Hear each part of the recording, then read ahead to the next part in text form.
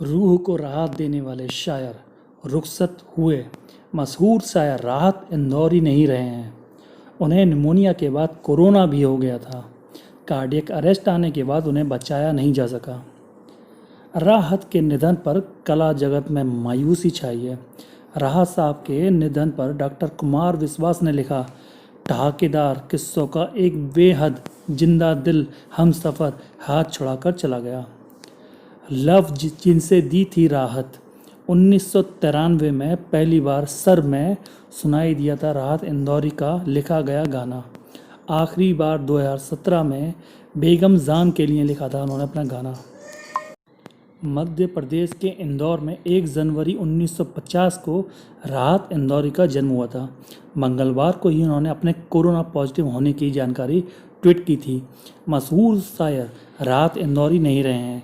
वे 70 साल के थे। उन्हें निमोनिया होने के बाद अस्पताल में भर्ती किया गया था। बाद में वे कोरोना पॉजिटिव हो गए थे। उन्होंने मंगलवार सुबह खुद ट्वीट कर यह जानकारी दी थी। शाम 5 बजे के करीब उन्हें कार्डियक अरेस्ट आया था, फिर उन्हें बचाया नहीं जा सका। राजनाथ सिंह और शिवराज सिंह ने भी इस पर दुख जताया है। राजनाथ सिंह ने लिखा, मकबूल शायर राहत इंदौरी जी के गुजर जाने की खबर से मुझे काफ़ी दुख हुआ है। उर्दू अदब की वे कद्दावर शख्सियत थे। अपनी यादगार शायरी से उन्होंने एक अमीर छाप लोगों के दिलों पर छोड़ी है। आज साहित्य जगत को बड़ा नुकसान हुआ है। दुख की इस घड़ी में मेरी संवेदनाएं उनके चाहने वालों के साथ हैं।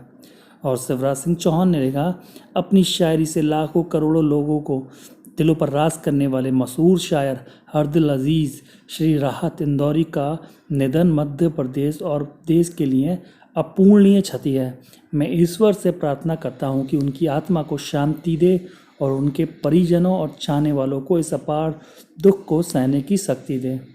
निमोनिया के चलते आईसीयू में रखा गया था। राहत इंदौरी के बेटे और युवा शायर सतलज राहत ने बताया कि पिता 4 महीने से सिर्फ नियमित जांच के लिए ही घर से बाहर निकलते थे। उन्हें 4-5 दिन से बेचैनी हो रही थी। डॉक्टरों की सलाह पर एक्सरे कराया गया तो निमोनिया की पुष्टि हुई थी। इसके बाद सैंपल जांच के लिए भेजे गए, जिसमें वे संक्रमित पाए गए। राहत को दिल की बीमारी और डायबिटीज़ थी। उनके डॉक्टर रवि डोसी ने बताया कि उनके दोनों फेफड़ों में निमोनिया था, सांस लेने में तकलीफ। और विश्वास ने राहत इंदौरी के कोरोना पॉजिटिव होने की खबर सुनकर, कोरोना अब की बार गलत आदमी से बढ़ गया है। राहत इंदौरी ने खुद ट्वीट कर अपने कोरोना पॉजिटिविटी होने की जानकारी दी थी। बड़ी मुफलिसी से गुजरा बचपन, परिवार को बेघर होना पड़ा था। 1 जनवरी 1950 को वह दिन रविवार का था जब रियाफत साहब उल्लाह के घर राहत साहब की पैदाइश हुई थी। इस्लामिक कैलेंडर के मुताबिक ये 1369 हिजरी थी और तारीख 12 रबी उल अव्वल थी। राहत साहब के वालिद रिफअत उल्लाह 1942 में सोनकच्छ देवास जिले से इंदौर आए थे। राहत साहब का बचपन का नाम कामिल था। बाद में उनका नाम बदलकर राहत उल्लाह कर दिया गया। राहत साहब का बचपन मुफलिसी में गुजरा। वालिद ने इंदौर जाने के बाद ऑटो चलाया, मील में काम किया, लेकिन उन दिनों आर्थिक मंदी का दौर चल रहा था। 1939 से 45 तक दूसरे विश्व युद्ध का भारत पर भी असर पड़ा। मीलें बंद हो गईं, वहाँ छटनी करनी पड़ी। राहत साहब के वालिद की नौकरी भी चली गई। हालात इतने ख़राब हो गए कि राहत साहब के परिवार को बेघर होना पड़ गया था। जब कोरोना इंदौर में कोरोना वॉरियर्स पर हमला हुआ तो राहत साहब ने भास्कर में यह संदेश लिखा था, कल रात 12 बजे तक मैं दोस्तों से फ़ोन पर पूछता रहा कि वह घर किसका है, जहाँ डॉक्टर पर थूका गया, ताकि मैं उनके पैर पकड़कर माथा रगड़कर उनसे कहूँ कि खुद पर, अपनी बिरादरी, अपने मुल्क और इंसानियत पर रहम खाएं। यह सियासी झगड़ा नहीं है बल्कि आसमानी कहर है, जिसका मुकाबला हम सबको मिलकर करना है, वरना हम सब हार जाएंगे। ज़्यादा अफसोस मुझे इसलिए हो रहा है कि रानीपुरा मेरा अजीज़ मोहल्ला है। अलीफ से ये तक मैंने वहीं सीखा है। उस्ताद के साथ मेरी बैठकें भी वहीं हुई हैं।